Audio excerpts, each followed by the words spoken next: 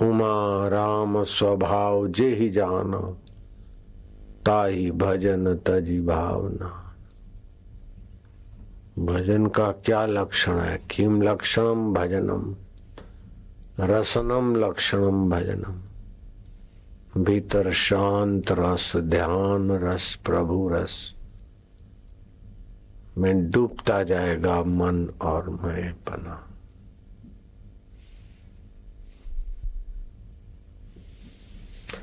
कहीं जगह हो, थकान हो तो लेट भी सकते हैं, कोई विश्रांति योग।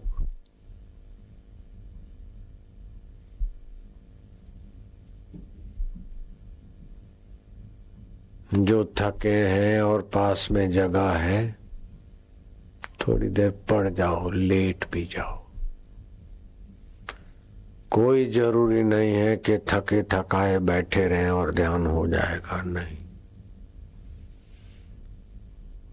अति भोजन करने वाले को भी विश्रांति योग में तकलीफ होती, अति भूखा मरे वाले को भी और अति परिश्रमी को भी। युक्त आहार विहार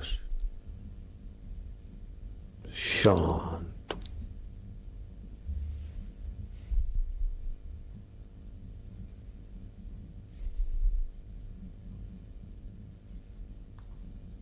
जीभ तालू में लग जाए अथवा दांतों के मूल में जीभ की नोक लगा दे, इससे भी दूसरे फायदे होने लगते। या तो स्मृति नाड़ी या तो आरोग्य का रस बढ़ने लगता। तालू में स्मृति नाड़ी पुष्ट होती है और दांतों के मूल में ऊपर या नीचे जीभ की नोक लगा के बैठने से आरोग्य का रस बनना विशेष शुरू होता है। और एकाग्र होना तो श्वास अंदर गया, भगवान नाम बाहर आए तो गिनती। मन के मनोराज और दौड़ भाग शांत होने लगे। श्वास अंदर गया, ओम स्वरूप ईश्वर, बाहर आए तो गिनती।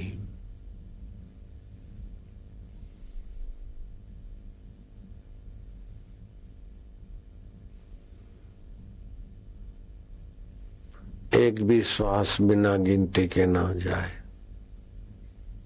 ऐसे 50 या 100 की गिनती रोज करें तो मन की चंचलता को लगाम लगाने में आप सफल हो जाएंगे।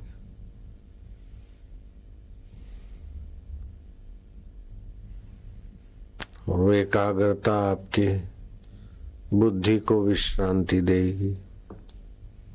मन की चंचलता घटने से बुद्धि में भी विश्रांति मिलेगी, बुद्धि का बल बढ़ेगा। मन इंद्रियों के तरफ जो फिसलता रहता है वो कमजोर मन हो जाता है। मन संयत हो जाता है तो बलवान होता है। और बुद्धि को, मन के संकल्प विकल्प कम होने से बुद्धि को श्रम कम होता है तो बुद्धि पुष्ट होती।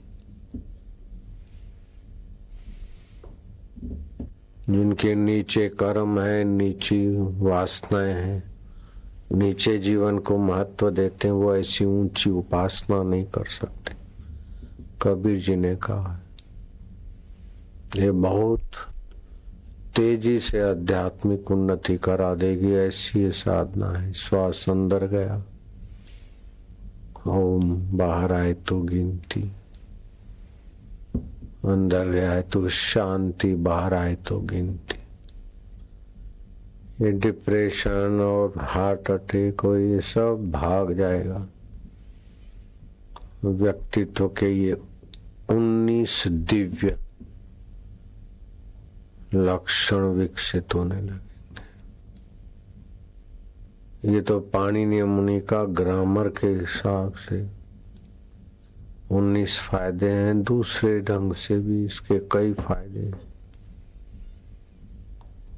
7 जन्मों के कंगले लोग अगर इस ओमकार की उपासना करे 7 सप्ताह और गाय के दूध की खीर बनाकर सूर्य नारायण को भोग लगाए दरिद्रता मिटाने के लिए, तो उनके 7 खानदानों में दरिद्रता नहीं आएगी। ये ऐसी साधना उपासना।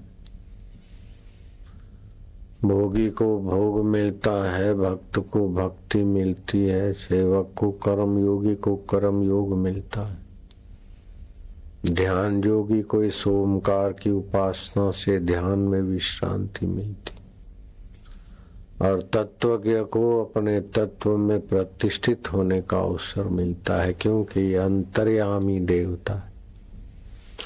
जैसे भूमि में जैसा फल संस्कार बीज डालो वैसी चीज भूमि से उभर आती है। मिर्ची के बीजों से उसी खेत में मिर्ची और उसी में गन्ना, उसी में अदरक, उसी में धनिया, उसी में आम के पेड़, उसी में आमले के, उसी में पपैया और वही झमरूक।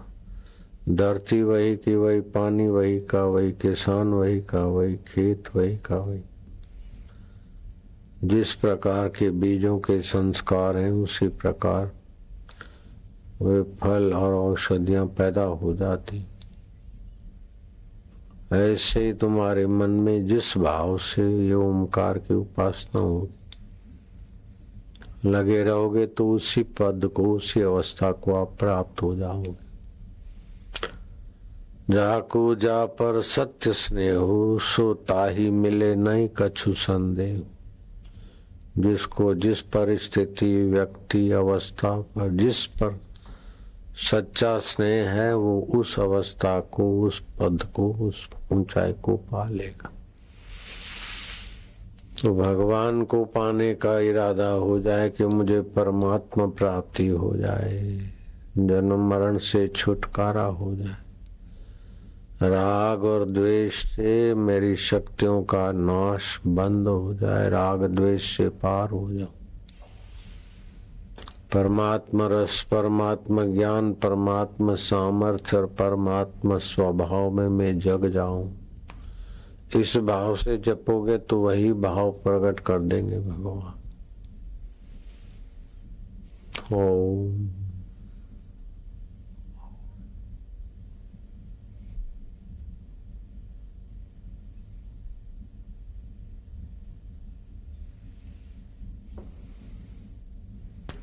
प्राणी मात्र के सुहृदय है भगवान का अपना।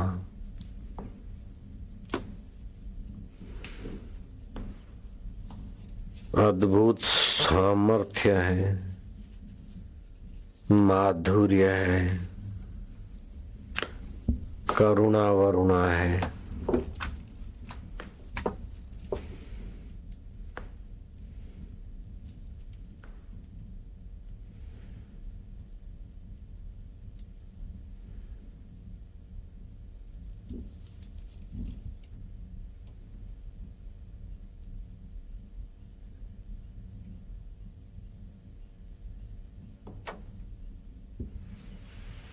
मुसलमान भी इस ओमकार की अथवा कृष्ण की उपासना करते तो उनको भी भगवान के दर्शन होते हैं। मोहम्मद याकूब खान का चाहता है वर्णन कि वो श्री कृष्ण की भक्ति में ऐसे लगे कि उनके जीवन में भगवत प्रेम, भगवत आनंद और भगवान का साकार रूप और निराकार तत्व ज्ञान भी प्रकट हो गया उनके चित्त में। मोहम्मद याकूब का खान का नाम पड़ा सनम साहब। सनम साहब ने भक्ति का खूब प्रचार किया। भगवत प्रेम ही वास्तविक जीवन है। प्रेम जब पैसे में फंसता है तो लोभ हो जाता है, शरीरों में फंसता है तो काम हो जाता है, परिवार में फंसता है तो मोह हो जाता है, अपने देह में फंसता है तो अहंकार हो जाता है। प्रेम की फसान अगर नश्वर में है तो हमको नाश करता रहता है, लेकिन प्रेम स्वरूप अपने में विश्रांति योग में आ जाता है तो परमात्मा को प्रकट कर देता है। परमात्मा शांति, परमात्मा प्रेम, परमात्मा ज्ञान। मोहम्मद याकूब खान उसी ऊंचाई को छूने वाले भगवान के भक्त हो गए। सनम साहब के नाम से उनका खूब लोग सानिध्य लेते थे। अनुप्राण प्रसाद पोद्दार ने भी उनकी भगवत भक्ति और गीता का गहरा अध्ययन पहचाना और प्रशंसा की सनम साहब की। रोग भय शोक ये सब नासमझी से और इंद्रिय लोलुपता से आते हैं। 75% तो रोग भय चिंता राग और द्वेष से पैदा होती। रोगी से मिलने जाओ तो ये ऐसा हो गया वैसा हो गया, इसने ऐसा कर दिया, ये बातें करके उसके रोग में वृद्धि न करो। उसको भगवत चर्चा सुनाओ और आप सदा निरोगी हैं। रोग शरीर को हुआ है, मन ने मान लिया है, आप उसको जानने वाले हैं।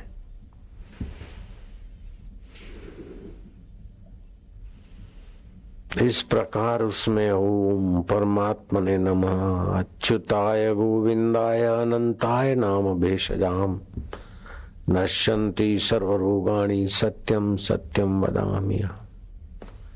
इस प्रतिज्ञा वाले वचन का सुमरण कराओ। उसको रोगी से मिलने का आपसे, आप किसी को मिलते तो उसको लाभ होना चाहिए। आप रोगी का रोग बढ़ाकर आए या उसका भय या चिंता बढ़ा के आए तो आपने अपराध कर लिया। रोगी में भगवत भक्ति, भगवत प्रीति, भगवत सत्ता, शाश्वत सत्ता की बात कहकर उनमें सद्भाव ले आए तो आपने एक बड़ी सेवा कर ली।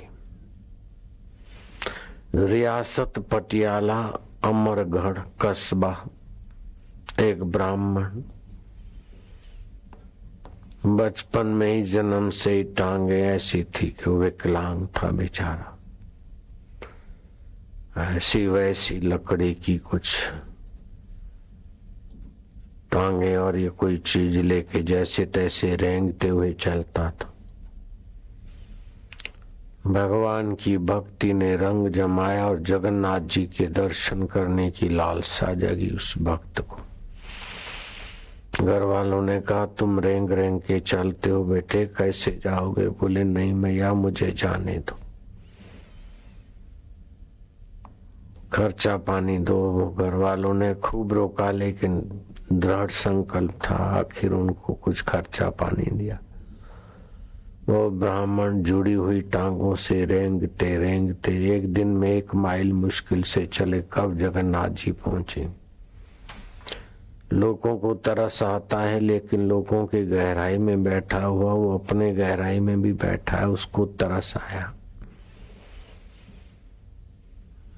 1-1.5 दिन बीता, 41 घंटे बीते और यात्रा जहाँ विश्रांति पहुंची, एक रात तो कहीं रुका फिर चला। वो ब्राह्मण के आगे एक अजनबी आदमी आया। बोले कहाँ जा रहे हो ब्राह्मण देवता? बोले भगवान जगन्नाथ का दर्शन। वो आदमी ने कहा कैसी बात करते हो? हंसने लगे। जगन्नाथ जी तो कहाँ है और तुम कहाँ? रियासत पटियाला पंजाब अमरगढ़, छोटा सा कस्बा से आप चले और जगन्नाथ जी उड़ीसा में। घर लौट जाओ, घर लौट जाओ। बोले माँ ने भी मना किया था, घर वालों ने मना किया था, लेकिन मैं तो प्रभु का दर्शन करूंगा ही। जाकू जा पर सत्य स्नेहु, सोता ही मिले नहीं कछु संदेह। वो अजनबी आदमी खूब प्रयत्न किया वापस लौटाने का। बोले नहीं यात्री, आप पधार जाओ, मैं जगन्नाथ जी भगवान का दर्शन तो करूंगा ही। बोले अगर जगन्नाथ जी भगवान यहाँ तुमको मिल जाए तो कैसे मिलेंगे? यात्री के रूप में वो घटघटवासी जगन्नाथ जी के रूप में प्रकट हो गया वो व्यक्ति। बोले प्रभु मैंने तो आपके दर्शन कर लिए, लेकिन घर वाले तो नहीं मानेंगे कि जहाँ थक के भाग के आया है, तो ऐसा कुछ कृपा प्रसाद दीजिए ताकि घर वाले मेरी बात माने। भगवान ने उसके पैर पे अपना पैर स्पर्श करा के जरा सा खींच के उसकी विकलांग टांगे ठीक ठाक कर दी, पीठ ठोक दी, जा ब्राह्मण। ब्राह्मण दौड़ता भागता घर पहुंचा। बोले देखो मेरे को जगन्नाथ भगवान कैसा है वो अंतर्यामी देवता, कहाँ किस वक्त किस पर किस रूप में प्रकट होकर कृपा करे, प्रेरणा देकर कृपा करे, मुसीबत देकर कृपा करे, महिमा दिलाकर कृपा करे, उत्साह दिलाकर कृपा करे। ये उसकी अपनी लीला है। आद्य शंकराचार्य गूढ़ विषय पर अपने शिष्यों को प्रवचन, उपनिषदों का अमृत पान करा रहे। एकाएक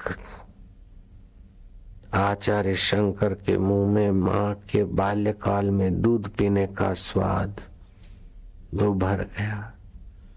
बुद्धिमान शंकराचार्य सोच रही क्या हो रहा है।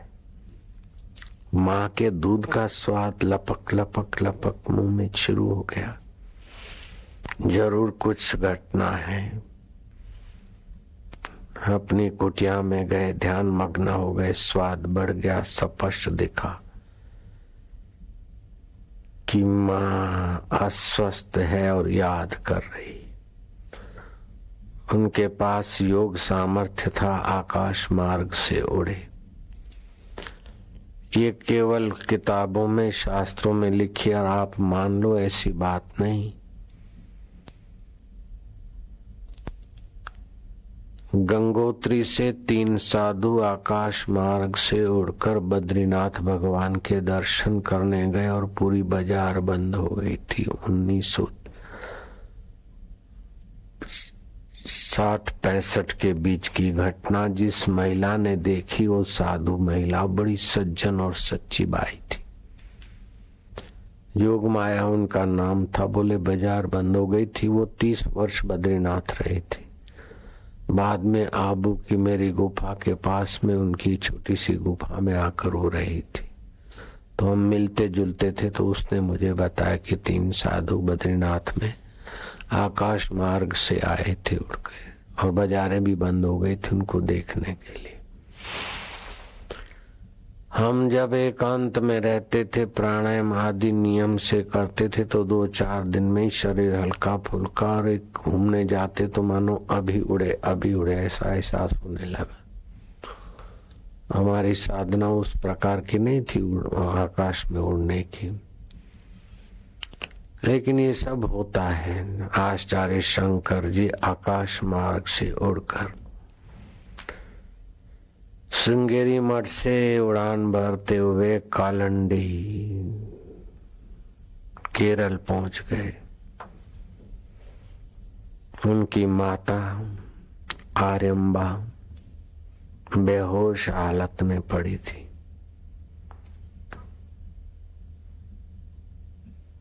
राजा राजशेखर को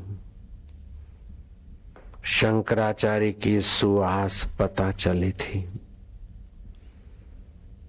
पूर्णा नदी के किनारे मां स्नान करके आती जाती और कृष्ण शरीर, रुग्ण शरीर, पिताजी जितना धन और संपदा दे गए थे जिन लोगों को, उन्होंने भी मुंह मोड़ दिया, धन संपदा हजम कर ली। बाकी की स्थावर मिल्कत पर उनकी नजर थी कि बुढ़ी मरे तो जान छूटे।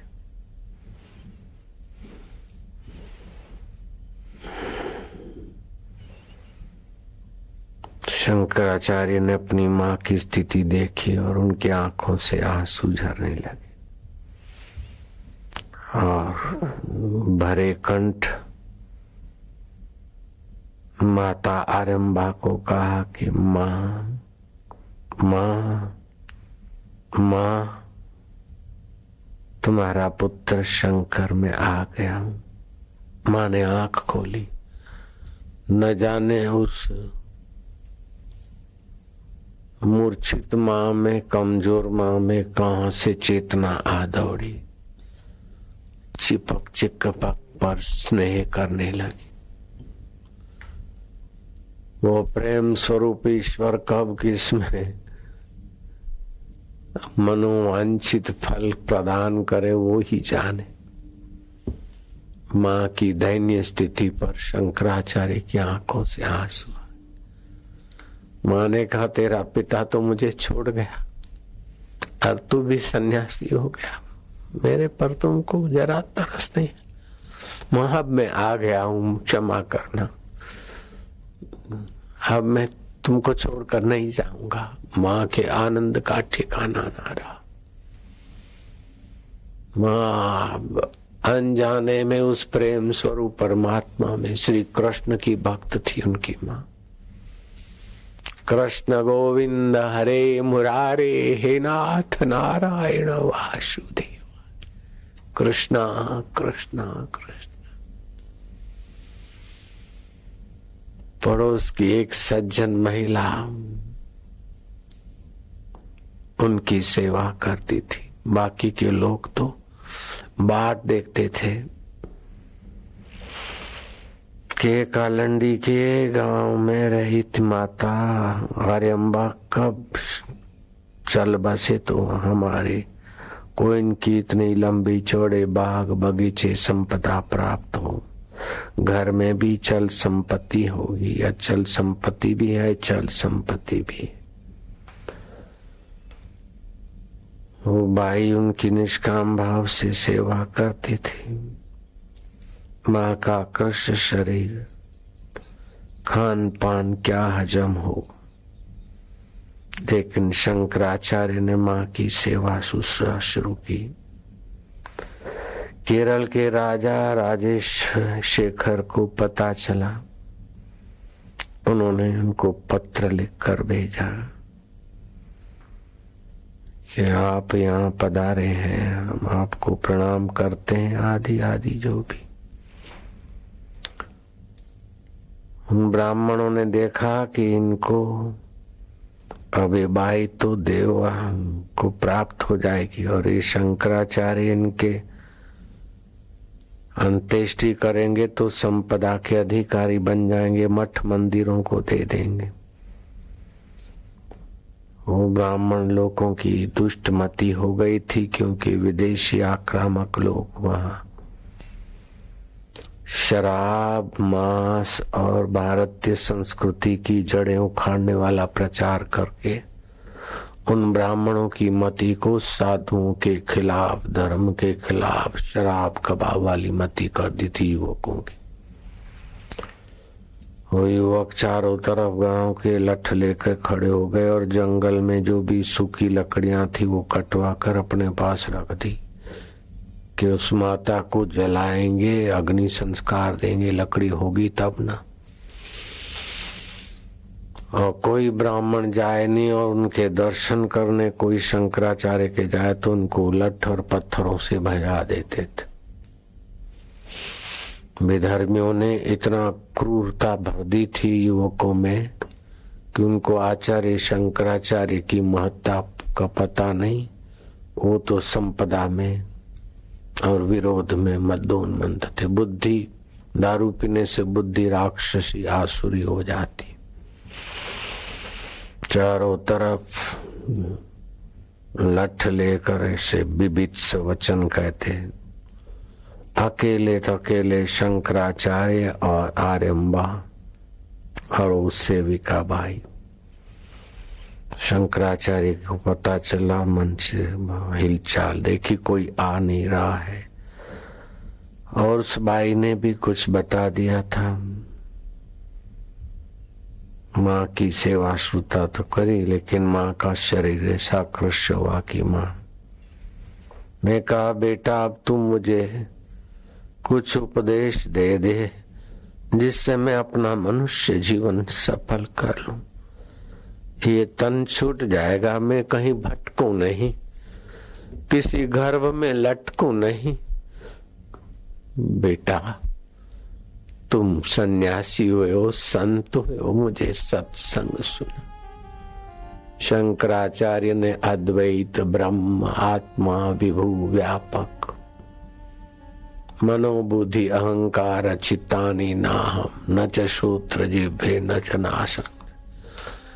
बोले बेटा ये तत्व ज्ञान तो मैं अनपढ़ गंवार देहात की महिला ये तत्व ज्ञान वेदांत तो नहीं समझ सकती हूँ। मैंने जीवन भर द्वैत भक्ति की है, मुझे श्री कृष्ण की भक्ति के कुछ संस्कार सुना दे जिससे मुझे भगवत रस आ जाए, भगवत रस में मैं भगवत धाम पहुंच जाऊं, गोलोक पहुंच जाऊं, भगवान के श्री चरणों में। तो शंकराचार्य ने महाभारत में श्री कृष्ण ने जो उपदेश दिया है उसकी तात्विक रूप से व्याख्या की और फिर धीरे से भगवान के समग्र स्वरूप का वर्णन किया कि भगवान श्री कृष्ण मैया वो बांके बिहारी नंद नंदन यशोदानंद पर ब्रह्म परमात्मा है, वो सबको कर्षित करते हैं, माँ आकर्षित करते हैं, आनंदित करते हैं, माँ वे आनंद स्वरूप है। हाँ हाँ क्यों नहीं, क्यों नहीं, माँ का चित्त तदाकार होता जा रहा है। माँ जैसे पुरुष और पुरुष की शक्ति अभिन्न है, ऐसे वो भगवान कृष्ण और उनकी स्वयं की शक्ति राधा, उल्टा दो तो धारा वृत्ति, वो राधा और कृष्ण। बोले हाँ हाँ बेटे, राधा कृष्ण राधा। आदि शंकराचार्य जी समझ गए कि राधा कृष्ण की आकृति में माँ रुक जाएगी तो उपासना पूर्ण नहीं होगी। माँ राधा कृष्ण व राधा, जैसे पुरुष और पुरुष की शक्ति ऐसे अकेले भगवान कृष्ण ही कृष्ण थे, लेकिन एकाकी न रमते। तो मैं अनेक बन जाऊं, इसीलिए उन्हीं की शक्ति से वे राधा को प्रकट की। राधा माना ये उनका सारा जगत और कृष्ण माना जगत में व्याप रहे हैं। सारा विस्तार राधा कृष्ण है।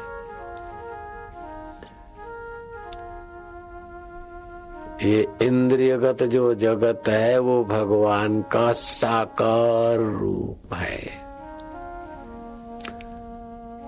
इस प्रकार शंकराचार्य ने मां को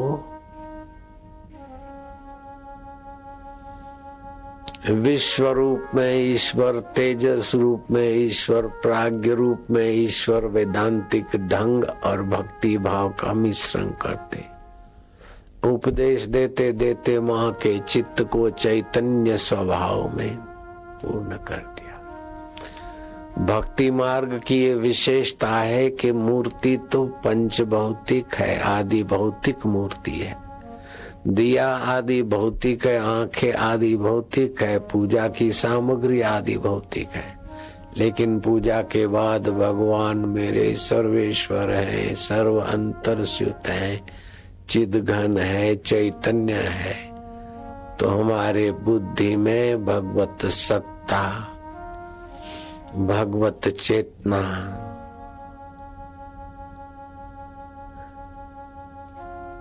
भगवत प्रसाद, भगवत रस आदि दैविक और आध्यात्मिक स्वरूप हमारी बुद्धि में प्रकट होता है।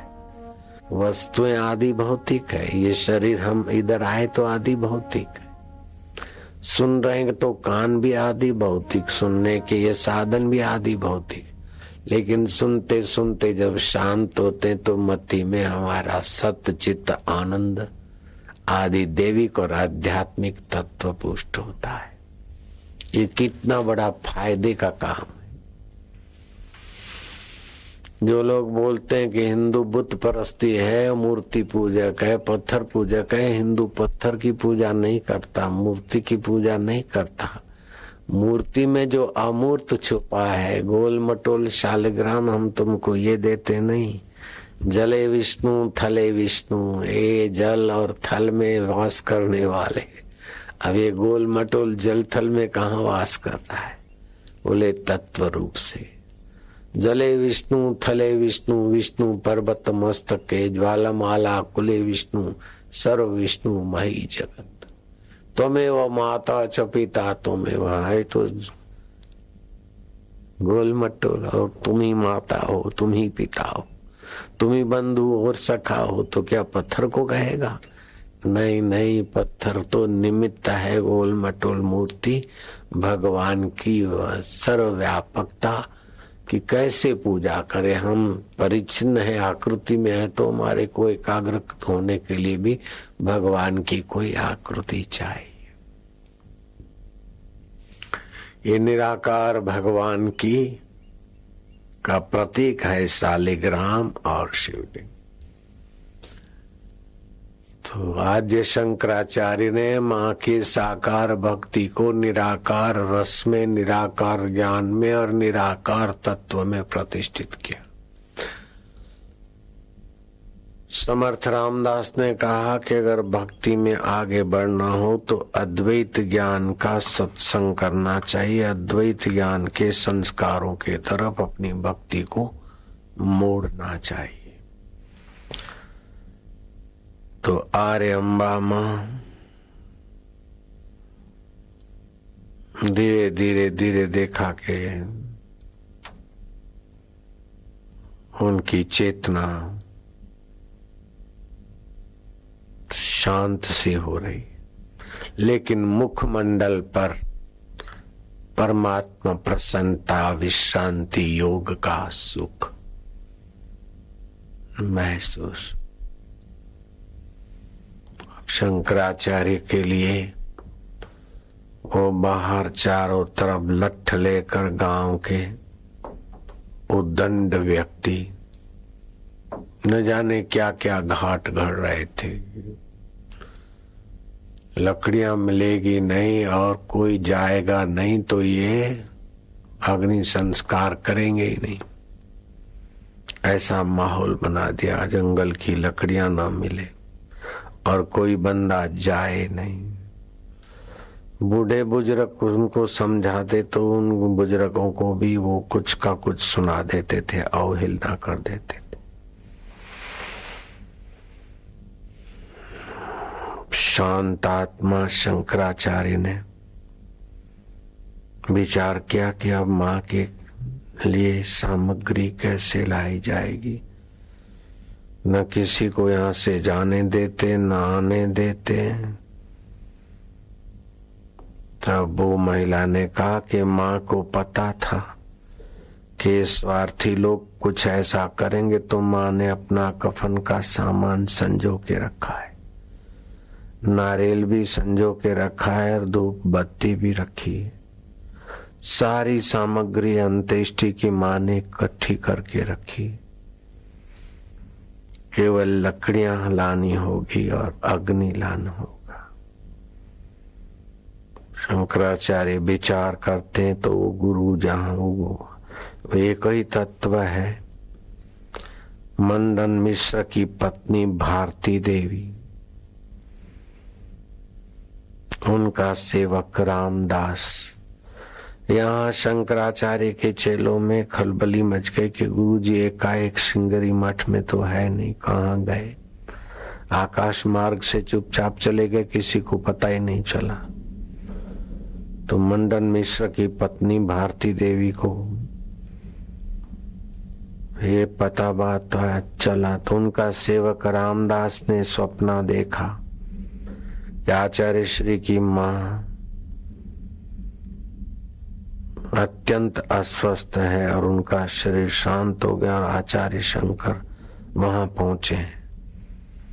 तो भगवान किसको स्वप्न के द्वारा क्या प्रेरणा देकर उन्नति करते हैं वो कैसे समर्थ है। कभी तो अपने वासना के अनुसार स्वप्न होते हैं, विकारों के अनुसार स्वप्न भी होते हैं, भावना के अनुसार भी स्वप्न होते हैं, और कभी कभी परम सत्ता परमात्मा स्वप्न में अथवा जागृत में ध्यान में प्रेरणा देते हैं। जैसे हम उपासना करते अनुष्ठान करते तो बार बार अंदर से कि मेरे गुरुजी का नाम उच्चारण होता और बोले वहां जाओ। मैं बोलता है कौन बोल रहा है? बोले तुम जिसकी उपासना करते हो मैं भगवान बोल रहा हूँ। मैं क्या कौन भगवान हो तुम? बोले जिसको तुम पूजते हो। मैं मंदिर में जाता तो देव के ऊपर से माला गिराती, फूल गिराते, पार्वती जी से, शिव जी से, गणपति जी से। देखो मैं प्रसन्न हूँ, मैं प्रसन्न हूँ। तो मैं तो ये तो शायद मेरा मन कहता होगा। नहीं, बोले मैं कहता हूँ। तुम कौन कह रहे हो? बोले तुम्हारा इष्ट देव कह रहा हूँ। तो ऐसी बातें करते हम। और फिर जब हम गए तो सचमुच में हम गुरु जी के पास गए और काम बन गया। तो आपका साधन भजन देखकर भगवान भी कभी कभी शुद्ध, जब प्रेरणा हो, संग्रह की प्रेरणा हो, भोग की प्रेरणा हो, किसी के बदला लेने की प्रेरणा हो, किसी को दबाने की प्रेरणा हो, अपने को अच्छा कहलाने की प्रेरणा हो, तो समझ लेना कि मनीराम की बदमाशी है। लेकिन जब शुद्ध प्रेरणा हो तो समझ लेना कि उसकी प्रसादी है। उसमें राग नहीं होता है, द्वेष नहीं होता है, भोग वासना ही नहीं होती। भगवत प्रेरणा परम मंगलकारी होती है। महाराज सेवक रामदास को प्रेरणा हुई और सेवक रामदास राजस्थान का लंबा कद, राजस्थान का इतिहास है, लंबा कद और 82 से 100 साल तक का आयुष्य राजस्थानी लोगों का। फिर राजस्थानी लोग बेचारे कलकत्ते जाके रहे अथवा बम्बई जाके रहे, मद्रास जाके रहे, तो उनके 1-2 जनरेशन में ये ऊंचाइयां क्षीण होने लगती है और स्वास्थ्य भी। राजस्थान का जलवायु ऐसे था। खैर वो राजस्थान का शरीर था सेवक रामदास का। हाथ में महाराज चमचमाती ऐसे महाराज तलवार की धार जैसी लठ और प्रभावशाली व्यक्ति तो उद्दंड ब्राह्मणों की हिम्मत न चली। कोई उनको काल रूप में जानने लगे तो कोई भैरव देखने लगे तो कोई बड़ा पहलवान और एक बड़ी आंखें और बड़ा रुबाब। उद्दंड व्यक्तियों की हिम्मत और आभा ही संकुचित हो गई। किसी को नहीं जाने देंगे इस हिसाब से टोले के टोले घेर के बैठे। उनको पता चल गया कि माता जी समाप्त हो गई, तो अब भाई इनको बराबर कसो घेरो ताकि अपने को संपत्ति मिल जाए। किसी को न आने देने के भाव से पूरे गांव के उद्दंड जमा हो गए थे। लेकिन इसका ऐसा सेवक रामदास का प्रभाव कि वो टोले को चीर कर चले गए। और आज शंकराचार्य की माता की स्थिति देखकर द्रवीभूत हो गए कि माँ मेरा क्या अपराध है कि मैं तुम्हारी हयाती काल में तुम्हारे चरणों में नहीं आ पाया, सेवा नहीं कर पाया। फुट फुट कर रोए। आचार्य ने उनको टाढस बंधाई। वो जो महिला थी जानकी देवी, उसने ब्राह्मणों की उदंडता, विदेशी लोग यहाँ शराब खूब भेजते हैं और धर्म के विरुद्ध संस्कार भिड़ाते हैं और पूरे गांव के लोग, नया जो भी जनरेशन है संस्कृति के विरुद्ध के संस्कार वाला, हमारी संपदा माँ की संपदा हड़पने के ही ताक में है और बड़े कष्ट दिए। कुछ उनकी उदंडता बताई। अब उनमें तो जोश आ गया कि मैं निकलता हूँ बाहर और मेरी लठ के आगे किसकी लठ रहती। आचार्य शंकरन जी ने कहा नहीं नहीं, क्षमाशील तो अपनी क्षमा और उदंड अपनी उदंडता करे। हमें अभी इस शोक के समय शांत रहना है, धैर्य धारण करा है। तुम जाओ जरा लकड़ियां ले आओ। तो ये गए लकड़ी लेने। तो कुछ लोगों ने पूछा कहाँ जाते हो? बोले माँ की चिता के लिए लकड़ियां लेने। हाँ, तो मजाक में ठट्ठा मस्करी करने लगे, लकड़ियां अच्छा जाओ जाओ। मन में घूमा तो कहीं सूखी लकड़ी मिले ही नहीं, उन्होंने तो कटवा के रख दी थी। आखिर हरे पेड़ों में से जहाँ कहीं डाली छोटा मोटा कुछ टहनियां सूखी थी वो इकट्ठी की। महाराज पूर्णा नदी के किनारे थोड़ी लकड़ियां इकट्ठी की। आचार्य शंकर जी के पास गए, बोले टहनियां कहीं सूखी थोड़ी मिली है, बाकी जंगल में कोई सूखी लकड़ी या कोई सूखा वृक्ष दिखाई नहीं दिया। और पता चला है कि इन उद्दंडों ने सारी लकड़ियां कटवा के रख दी और किसी नाविक को या किसी मल्लाह को या और मजदूर को हमारी सेवा में लगे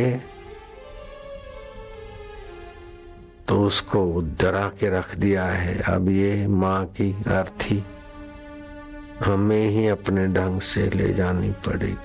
शंकराचार्य ने कहा तुम चिंता न करो, सूखी लकड़ियां नहीं है तो कोई बात नहीं, हरी लकड़ियां भी काट के ले आओगे तो वो भी भभुक चंदन की लकड़ियों की नहीं चले।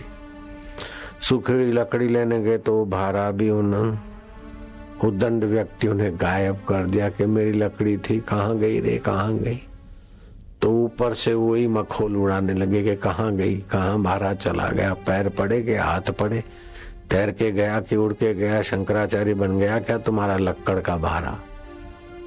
सहयोग करना तो दूर रहा, लेकिन लकड़ियों का भारा चुरा कर गायब करके भी ऊपर से मखौल करने लगे। आखिर वे हरे हरी डालियां और लकड़ियां काट के फिर शंकराचार्य के पास गए। कितनी दूरी रही होगी, बोले पता चला कि ये शमशान में अथवा नदी किनारे माँ के शव को ले जाने नहीं देंगे, लठ लेके खड़े हैं। तो आचार्य शंकर ने कहा कि चलो फिर अपन घर के प्रांगण में ही माँ की अंत्येष्टि करते हैं। तो घर के प्रांगण में जो सामग्री माँ की थी वो तो पड़ी थी, और माँ के शव को जो भी विधि किया जाता है, स्नान आदि तिलक आदि, वो करके महाराज लकड़ियां से।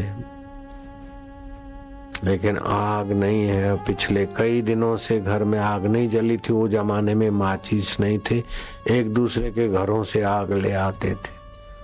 अब ऐसे उद्दंडों ने गांव में तहलका मचा रखा कि कोई आग देवे ही नहीं। माँ को अग्नि संस्कार करने के लिए आग न दे, ऐसा शराब पिला पिला कर विधर्मियों ने अपने ही ब्राह्मणों को उद्दंड बना रखा था। अभी भी कई जगह पर ऐसा है।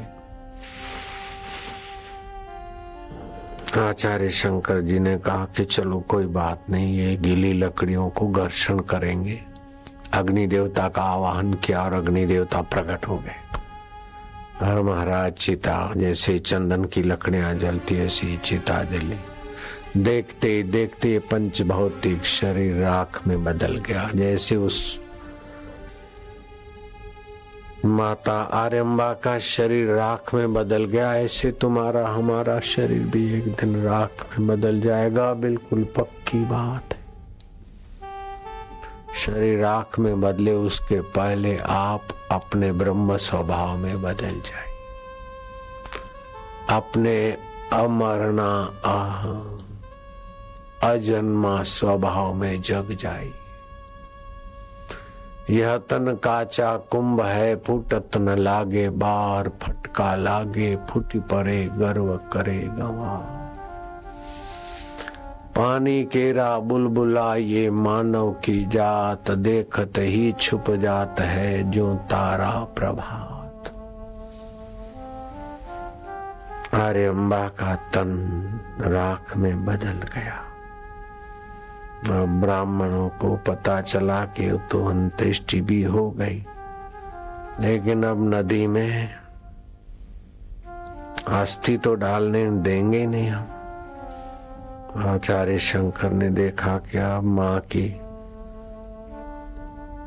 हड्डियों को नदी में डालने भी ये नहीं देंगे, क्या किया जाए। शांत मना उस आचार्य के चित्त की विश्रांति ने राजशेखर के दिल में स्फूर्णा की कि आचार्य शंकर कहाँ है, क्या उपस्थिति है।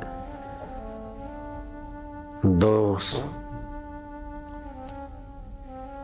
प्रहरियों को भेजा, तो खबर पड़ी कि वहां तो जाने ही नहीं देते हैं। तो संदेशा मिला कि जो उद्दंड है उनका जाने नहीं देते, उनका मुखिया को पकड़ के ले आओ। मुखिया को पकड़ के ले गए, उद्दंडियों का जो अगवा है।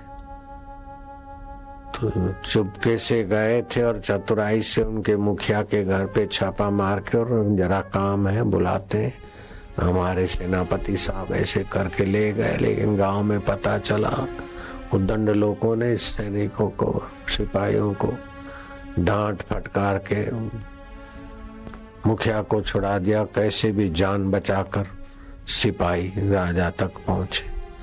सेनापति और राजा को पता चला तो राजा राजशेखर एकदम क्रुद्ध हो गए।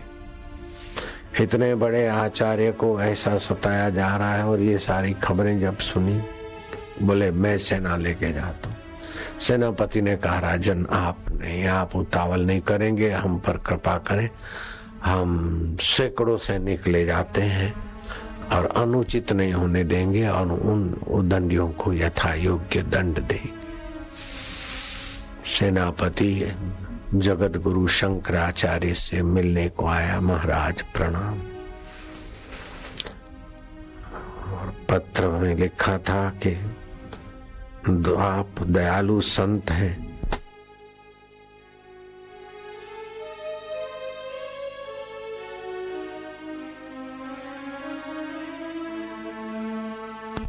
और समाज में विद्रोह, अशांति, आतंक मचाने वाले व्यक्तियों के प्रति भी आपके दिल में तो सहानुभूति रहेगी, लेकिन हमारा राजधर्म है। अगर दुष्टों को, उद्दंडों को राजधर्म दंडित नहीं करता तो प्रजा त्राहिमाम पुकारेगी। इसलिए आचार्य प्रवर आप हम पर कृपा करेंगे। आपने मंडन मिश्र के साथ शास्त्रार्थ करके उन्हें संन्यास्त की दीक्षा दी। आपकी सुहास हमने सुनी, और भारत में पैदल यात्रा करते आपने अद्वैत ब्रह्म सच्चिदानंद एको देव गुडाकेशु सर्वभूतेषु नैना नास्ति किंचितम का प्रचार प्रसार करके मानवता की जो लघु ग्रंथियां थी और जो करुणा करके अपने को दीनहीन मान रहे थे, भारतवासियों में जो दुर्बलता घुस गई थी बुद्धिज्म के प्रभाव से पिछले 1200 वर्ष से, उसको आपने उखाड़ फेंका है। ये आपकी सुवास हमने सुनी है, और आप जैसे विभूति की माता का अग्नि संस्कार होने न दे और आपकी संपदा हड़पे ऐसे उद्दंड व्यक्तियों को राज्य धर्म निभाने के लिए आप हमें आशीर्वाद दें, या तो आप मौन रहे, कृपा कर। शंकराचार्य के आगे इस समस्या आ गई कि अब ये लोग आएंगे गांव में, सभी को पकड़ेंगे, ले जाएंगे, जेल में भरेंगे विचारों को। इतने में बूढ़े गांव वालों को पता चल गया और वो सिसकने लगे और बूढ़े बुजुर्गों को आगे कर दिया।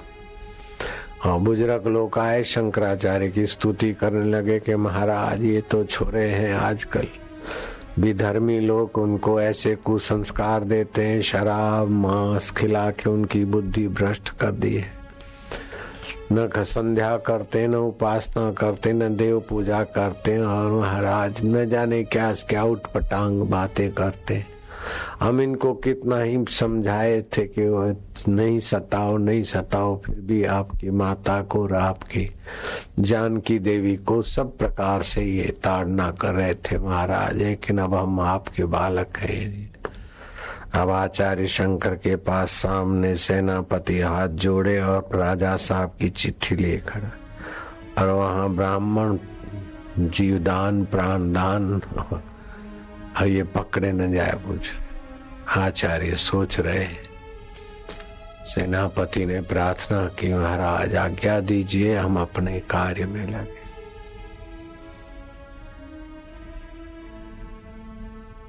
शंकराचार्य शांत मना, बोले धैर्य रखो। राजा ने देखा कि कुछ परिणाम नहीं आया, कोई समाचार नहीं आया। जरूर आचार्य श्री ने हमारे सेनापति को समझाने की कोशिश की होगी या कुछ होगा विलंब। तबड़ाक तबड़ाक तबड़ाक तबड़ाक अंग रक्षकों के साथ राजशेखर सम्राट अपना अंग रक्षकों को आचार्य के घर के नजीक आते ही अलग कर दिया। घोड़े से उतरा, जूते उतारे, कुल्ला उल्ला करके पैदल कुछ कदम चल के शंकराचार्य के चरणों में दंडवत प्रणाम करके पड़ा रहा और स्तुति की कि महाराज क्षमा करिए, मैं अपना राज धर्म निभाने में विफल सा हो रहा है। आप जैसी विभूति की सेवा करने में मैंने देर की। मेरे तक इन दुष्टों ने खबर पहुंचने नहीं दी। उस समय ये मोबाइल फोन नहीं थे, हाँ?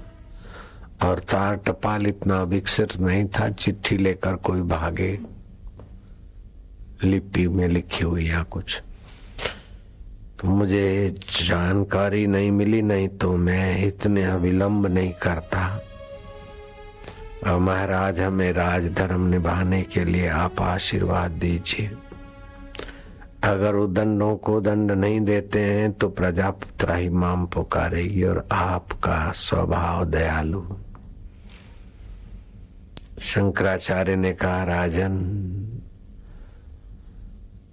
जो उदंड होते हैं वो अपनी गलती स्वीकार करें तो उनका हित के लिए उनको क्षमा करना ही उनका हित होता है। हमारे अपने वैदिक धर्म में है कि आप जिसको दंड देते हैं उसको द्वेष भाव से न दें, नाराज भाव से न दे, राग भाव से द्वेष भाव से प्रवृत्ति बंधन करता है। लेकिन हित की प्रधानता से आप राजकाज करेंगे तो अच्छा है। उनका हित किस में है ये सोचने से, बोले उनका दंड देने से ही वो दंडता मिटेगी, हित है। बोले कुछ लोग तो अपनी गलती मानकर पश्चाताप करते तो अच्छी तरह सुधरते हैं। राजदंड से कांपते हुए दोबारा नहीं करेंगे, माफी मांगेंगे, फिर भी अंदर से अगर वो प्रायश्चित से नहीं भरते और सूझबूझ और सद्विचार सदमति नहीं आती तो उनको फिर दंड के बाद भी लोग अपराध करते और फिर दंडित होते। कई लोग जेल में जाके आते और फिर जेल में जाने का काम करते, फिर जेल में जाते, फिर आते, फिर जेल में जाते। तो महाराज राजा साहब दंड से ही पशुता नहीं जाती है, विवेक से, वैराग्य से, सद्भाव से, सत्संकल्प से पशुता उदंडता का नियमन होता है। और कुछ भी हो, ये ब्राह्मण बालक हैं और गांव के हैं महाराज, इनके माता पिता पश्चाताप की अग्नि जलाकर शुद्ध हुए और उन्हीं के संपर्क के उनके बच्चे।